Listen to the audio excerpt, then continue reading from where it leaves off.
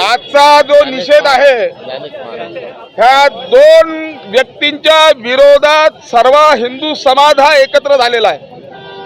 ज्ञानेश महाराव नावाचा एक व्यक्ती संभाजी ब्रिगेडच्या माध्यमातून त्याच्या बाजूला शरद पवार बसलेले असतात आणि तो स्टेटमेंट देतो शरद पवारांच्या समोर, असंख्य बहुसंख्याक हिंदूंचा देश हा भारत देश आहे, रामाला मान्यता काश्मीर ते कन्याकुमारी पर्यंत आहे, ज्या रामाचा आदर्श घेऊन ह्या देशाची प्रेरणा आहे।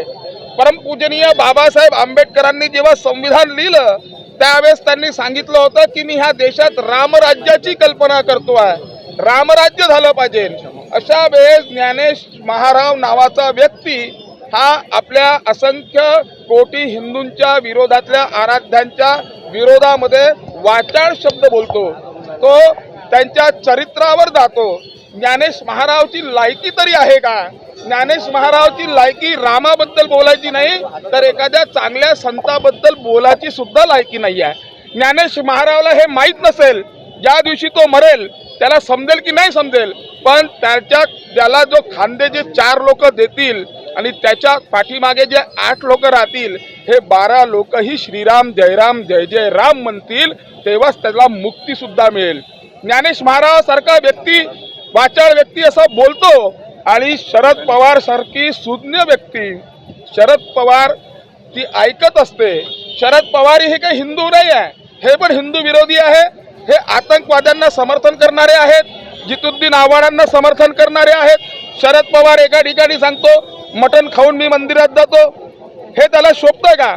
हिंदू संस्कृतीच्या विरोधात केवळ सत्तेसाठी आणि मुस्लिमांचं तुष्टीकरण करण्यासाठी हे प्रयोग शरद पवारांचे चाललेले आहे। कुठे मराठा कुणबी समाजामध्ये वाद निर्माण करणे, कुठे ओबीसी मराठा वाद निर्माण करणे, कुठे हिंदू बौद्ध वाद निर्माण करणे, कुठे हिंदू मुस्लिम वाद निर्माण करणे, ही शरद पवारांची खेळी ही सत्तेसाठी आहे। ही सत्तेसाठी आम्ही कोणीही सहन करणार नाही।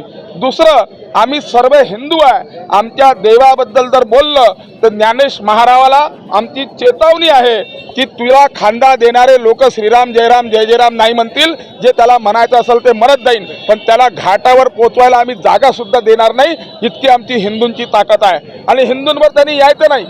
ह्या छत्रपती शिवाजी महाराजांनी हिंदूंच्या रक्षणासाठी भगवा झेंडा हातात घेतला आणि सर्व मुसलमान शाही कापून, आक्रांतांना कापून हिंदवी स्वराज्य छत्रपती शिवाजी महाराजांनी स्थापित केलं। त्याचे पूर्वज, त्यांचे वंशज आम्ही सर्व हिंदू आहे, म्हणून आम्ही त्यांचा निषेध करतो आहे। एकीकडे राहुल गांधी सांगतो की भारतीय जनता पार्टी संविधान बदलणार, संविधान बदलणार, त्यांनी आपली पोळी शेकली आणि आता तो म्हणतो की आम्ही आरक्षण रद्द करणार। आरक्षण रद्द करण्याच्या कोणाच्याही बापामध्ये दम नाही, राहुल गांधीच्याही बापामध्ये दम नाही, जो आरक्षण रद्द करू शकणार, त्याला आम्ही सहन करणार नाही। आरक्षण हा आमचा मूलभूत अधिकार आहे, तो परमपूजनीय बाबासाहेब आंबेडकरांनी आम्हाला दिलाय आणि तो आरक्षण भारतीय जनता पक्षाचं किंवा हिंदू विचारांचं, राष्ट्रवादी विचारांचं सरकार राहील, राष्ट्रभक्तांचं सरकार राहील, तोपर्यंत दलित ओबीसी सर्व समाजाला आरक्षण मिळत राहील। ज्ञानेश महाराजांचा आम्ही निषेध करतो आणि ज्या दिवशी तो मिळेल, नागपुरात मिळेल, त्याचं तोंड काळं केल्याशिवाय आम्ही राहणार नाही।